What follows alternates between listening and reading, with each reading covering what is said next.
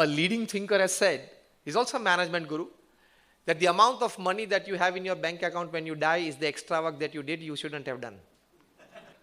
You should have found your time for some better activities than that. Increasing number of teachings from the top management gurus to top executives is, the new word coined by Jim Collins is detached attachment. सांख्य सहित योग जिसको बोलते हैं, योग along with Sankhya, that is full attachment to people, to activities, to work, with full sense of detachment as well, that can give you physical, mental, emotional health benefits to unimaginable levels. Only attachment is quantity of life. Detached attachment is quality of life. Is quality of life. Detached attachment. See what attachment we have and why we have not understood detachment is. For example, money. Money is essential, it is a requirement. But we have made it a status symbol. Essentiality and requirement is quality. Making it a status symbol is quantity. It will fill but not fulfill. For example, you need clothes to cover your body. You need clothes to look sober. That's it. But wearing and wanting to wear always branded clothes or branded items on your body is trying to going for quantity in life. You have not understood right. Mark Zuckerberg never wears any branded item on his body. Bill Gates, you see his pictures in the last 15-20 years. The richest people upon this earth, they have never visited a branded shop.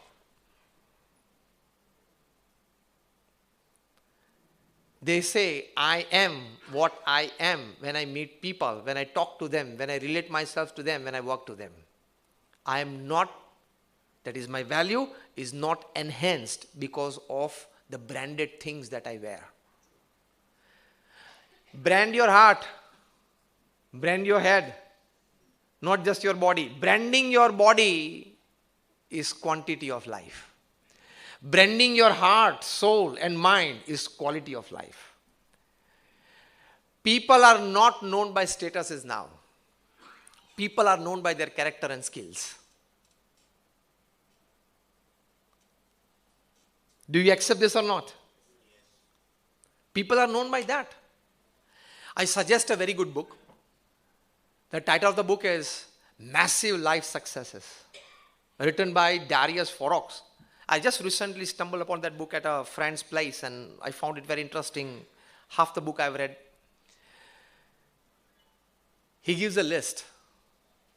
Very clearly in the chapter he states, you are not the bucket list that you have. He uses this word, bucket list. From morning or from the start of our lives, we have the list. I want to do this, I want to do this, I want to do this, I want to do this, do this, do this. Just checking out on that items by evening time. Checking out of the items at the end of the week, at the end of the month, at the end of the year, halfway career. Are you absolutely dependent for your good living on finishing off your bucket list? How many things are really meaningful to you? You are not your bucket list. Your life is outside your bucket list. Second chapter he says, you are not the amount of money that you hold in your bank account. A leading thinker has said, he's also a management guru, that the amount of money that you have in your bank account when you die is the extra work that you did, you shouldn't have done. The amount of money that you have in your bank account when you die is the extra work that you did, you shouldn't have done. You should have found your time for some better activities than that. You are not the bank account that you hold. He writes, you are not the status that you hold. And he writes, you are not the credit cards in your wallet. We have identified our personality with this. This is quantity life. And great personalities who have lived quality life, they lived without this. And yet, quantity people remember these people. The King of England said, I'm afraid to meet the half-naked fakir from India. He was talking of Gandhi. And his staff, ADC, he asked him, sir, why? He said, that half-naked fakir of India, he holds tremendous willpower and self-confidence because of truth and non-violence in his life, the quality of life that he's living. I know he will overpower me in the debate. Winston Churchill, the wartime Prime Minister of England, who gave us the symbol, the world, the symbol of V for victory. When more than 300 German warplanes were bombarding London and the whole city of London was on fire, Winston Churchill poured in willpower in the citizens of England with this symbol, that we will win the world war. He energized people. He put together the spirits of people, the bravery of people. That Winston Churchill, when he used to go in the convocation days of ICS officers, at that time they had these ICS, Indian Civil Services. Those who would pass these exams would come down to India and sit as governors of different regions. We call it the Prant. And the senior most would sit as the Governor General in Mumbai here and control the entire Mahabharat till the borders of Afghanistan, Pakistan, Bhutan, this side.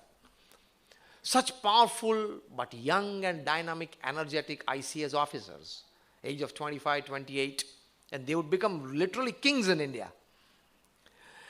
To them, this brave wartime Prime Minister Winston Churchill used to say that you have absolute powers to do anything that you want in India. Now it's your playfield. But don't do one thing. And they would ask what? Churchill used to tell them, don't talk to Gandhi and Sardar. Rest, anything you can do. And they would ask why? And you might have heard the dialogue in the film Gandhi, when that English officer is saying, who is Mr. Gandhi? Then the ADC says, sir, not Gandhi, Gandhi. Gandhi. Sir, not Gandhi. Gandhi. Gandhi. In the third attempt, he got it right. They would ask, who is Mr. Gandhi? Who is Mr. Sardar?